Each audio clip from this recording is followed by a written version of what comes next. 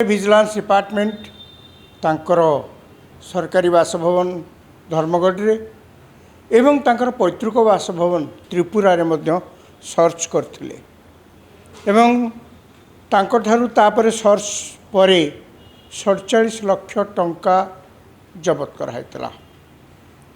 एही युवा आईएएस अफसर को तापरे गिरफ्त करा जाए एवं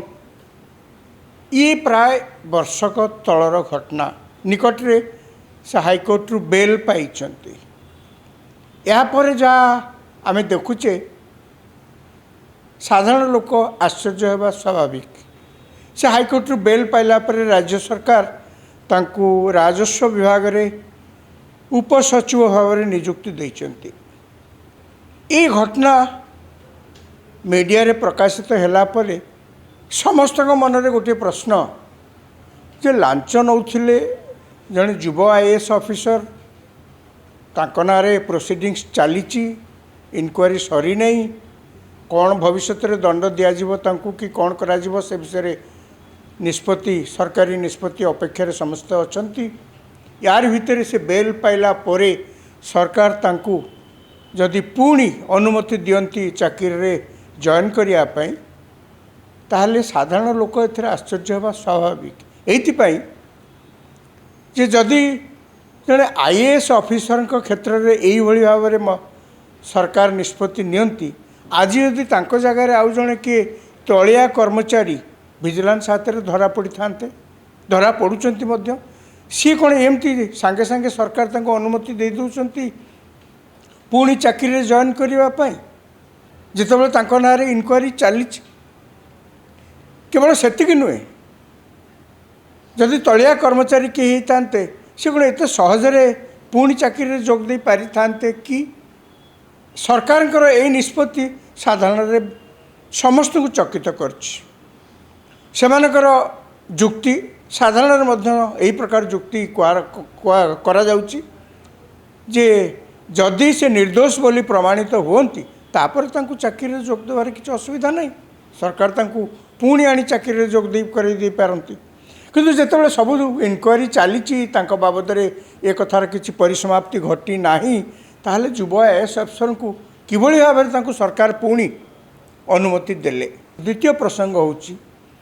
आईएएस पाइथिबा जने उच्च शिक्षित आईएएस ऑफिसर तांको ऊपर समस्त निर्भर करती से पुणी सब कलेक्टर होकर गोटे जगार अच्छा सब साधारण लोक केते केते छोटिया काम नहीं कि पाखु सब जाऊे तांकर दस्तखत दरकार पड़ुथिबो जदि तांको नारे एइभली भाव में लांच अभियोग हुए एवं से सीधा सड़क लांच नौथिबा अवस्था विजिलेंस हाथ में धरा पड़ती ताहले व्यवस्था कुआड़े जाउची एवं काहाठो भल आम आशा करिबा ये मध्य गोटे प्रश्न कहीं से कौन सी कम पाठ पढ़ी लोक नुहत से उच्च शिक्षित पुणी आईएएस चाकरी सबुठु बड़ चाकरी एवं सबुठु बड़ पदपदवी से प्रथम ही जोग दियंती से एडमिनिस्ट्रेशन चलांती शासन दायित्व तांको उपरे जदि से तांको नारे यही प्रकार अभियोग आसे एवं एभली भाव से धरा पड़ती लांच नौथिला अवस्था ताले काहाठू कौन आशा करिबा। आमे किछ दिन तले देखिथिले जेतेबेले बालियंता घटना रे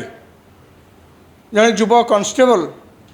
जहाँ को लोक मैंने कौन ना कौन कारण से पिटिकी मारी देते से मरी जाते तापर जो इनक्वारी है देखागला सी जड़े उच्च पुलिस ऑफिसर घरे घरोई काम नियुक्ति कराइला से रेलवे जड़े कॉन्स्टेबल रेलवे काम छाड़िकी नहीं घरोई काम नियुक्ति दि जाता जो से असंतुष्ट थिले माँ को अनेक थर से कहते जड़े उच्च पदवी थी जड़े आईपीएस ऑफिसर जड़े सरकारी कर्मचारी को जेहेतु से तलिया कर्मचारी थिले कॉन्स्टेबल थिले तांकु नहीं घरे निज घरोई काम नियुक्ति दबा नियोजित करवा ये केते दूर ठीक जेमती आमे कहूचे आईएएस ऑफिसर तांको घरे केते स्वप्न देखिथिबे तांको परिवार लोके तांको निज परिवार से माने केते भाबिथिबे जाओ आम घर पिला आईएएस पाइचंती तांको पड़िशा रे तांको बंधु बांधव रे तांको अंचल रे समस्ते केते खुशी होइथिबे जाओ आईएएस चाकरी करूचंती बोलिकरी केते आशा करथिबे निजको केते गर्व अनुभव करथिबे जे आम पिला आईएएस होइचंती किंतु से जे चाकरी रे जॉइन कला परे एई भली काम करि पारंती ई तो विश्वास करि होनी। प्रथम थर पर बीजेपी सरकार ओडिशा को आसिला सेथिरे दुर्नीति भ्रष्टाचार गोटे बड़ प्रसंग थिला।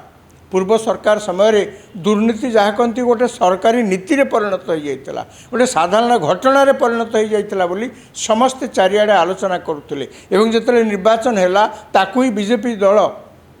एक बड़ प्रसंग करथिला एवं जेते जहाँ प्रसंग थिला ये मध्य गोटे बड़ प्रसंग हिसाब रे लोक माने आंक उपरे आस्था स्थापन कले। अवश्य मु कहूनी जे सरकार बेआईन भाव में तांकू पुणी चाकरी रे नियुक्ति देइचंती, जो आईन बल से दे था ना कहीं किंतु साधारण लोके तो ताकू बुझेनि ना। साधारण लोके निश्चय प्रश्न करेंगे आज्ञा जहाँ को ना दुर्नीति अभियोग अच्छी, जहाँ को भिजिलांस धरले सीधा सड़क टंका नौला बेले 10 लाख टंका नौला बेले भिजिलांस हाथ में धरा पड़े घर सर्च एत टंका बाहर एत विपुल टंका कई दिन चाकरी जदि सी एत संपत्ति कमें एत सीधा सड़क एत टंका घर बाहर कौन सी परिस्थिति पुणी से निर्दोष साबित हेबा नहेबा पूर्वर तांको कौन सी परिस्थिति सरकारी चाकरी रे सुजोग दबा पुणी उचित हेब ना ए कथा जो नियम रे सरकार दे था ना कहीं साधारण लोके तो एक कथा बुझेनि ना कहीं सरकार देले तांको।